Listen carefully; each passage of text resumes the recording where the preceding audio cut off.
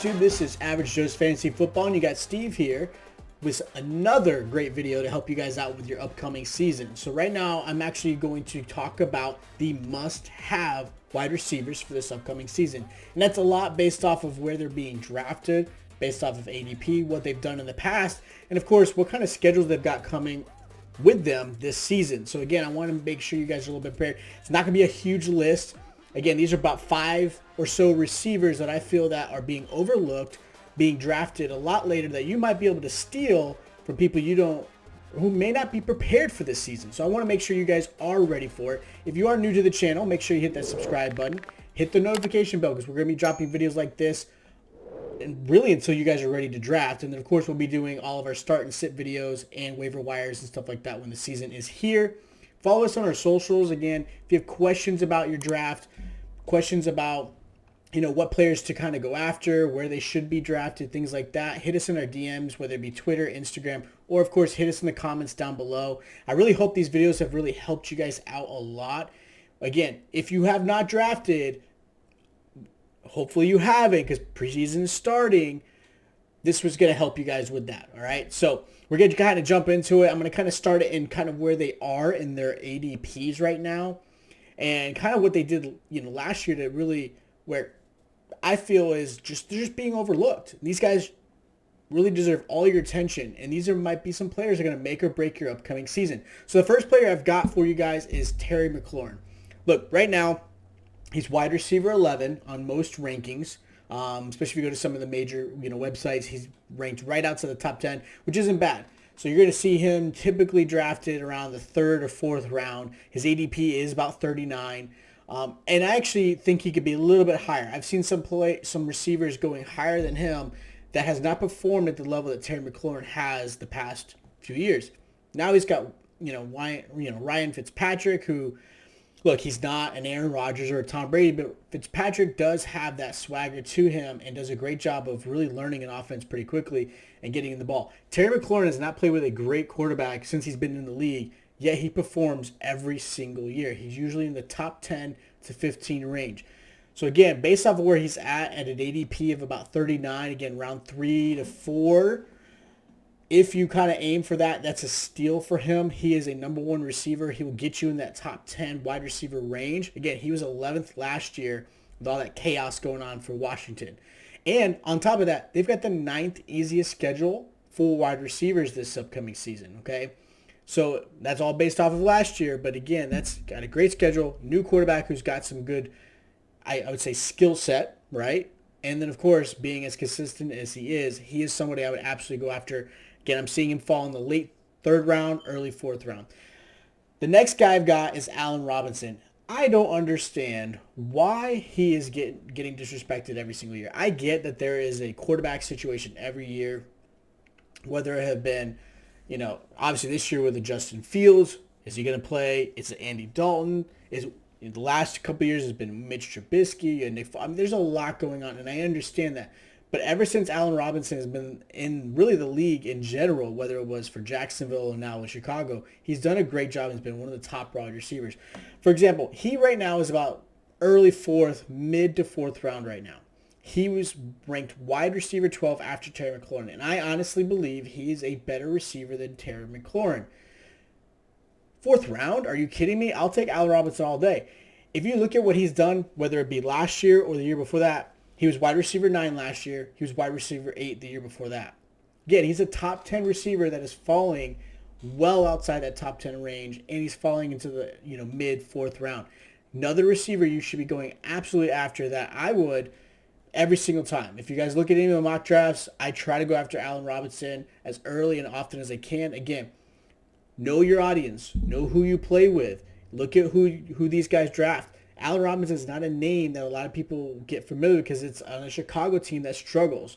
So make sure you go after him. Another receiver that I give a lot of credit to that a lot of people overlook, and I think a lot of it has to do with the fact that there is a competitor on the outside with Cooper Kupp. I like Robert Woods a lot. I think he's going to be the better prospect this upcoming season. And look, got a new quarterback in Matthew Stafford, who is a easily top 12 quarterback, maybe top 10, depending on what happens this season, who went through struggles in Detroit. So Robert Woods has the 6th easiest schedule this upcoming season.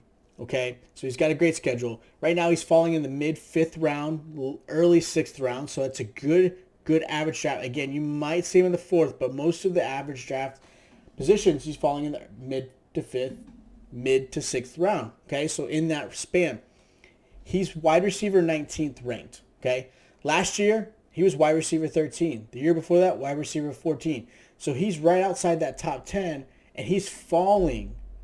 It doesn't make any sense. He's got a better quarterback in Matthew Stafford than Jared Goff.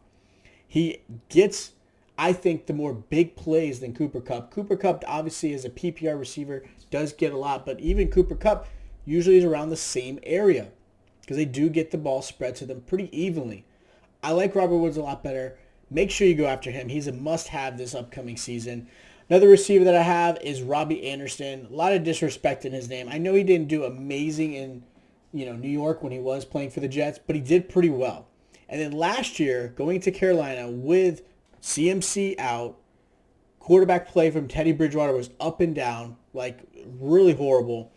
Last year, he finished 19. Okay, again, that's a wide receiver 2, maybe a low wide receiver 1. Okay, if you depending on how many players are in your league, he has the second easiest schedule this upcoming season with a new quarterback. Okay, Sam Darnold's there, who's had that rapport before. They're going to force feed Robby Anderson, and Curtis Samuel's gone.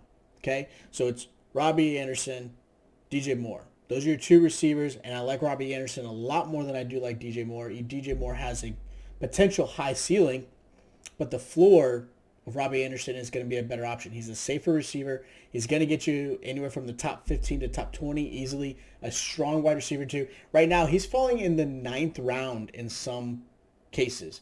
So anywhere from the 8th to the 9th round, you're starting to see Robby Anderson fall. And he's absolutely somebody that I would probably go after the 7th or 8th round, depending on where you're at, because he's going to be a great receiver for you. Now, the last guy I want to mention as far as receiver, and yes, he's kind of sharing the limelight now with Terry McLaurin, is Curtis Samuel. Curtis Samuel did an amazing job. He finished wide receiver 24 last year for Carolina. He's, again, 9th easiest schedule for this upcoming season. Totally get it. He's going against my Cowboys. I understand. All right. He's falling in the 11th round. 11th round, a potential wide receiver 2 in Curtis Samuel. And the reason why I like Curtis Samuel a little bit more than Terry McLaurin is if you look at kind of how Fitzpatrick plays, not so much deep balls, where Terry McLaurin does a really great job. He's a good medium, deep route receiver. But a lot of the short, scat back, almost like type style, Curtis Samuel is the guy. They're going to absolutely utilize him. Obviously with, again, Terry McLaurin might steal a little bit of that limelight.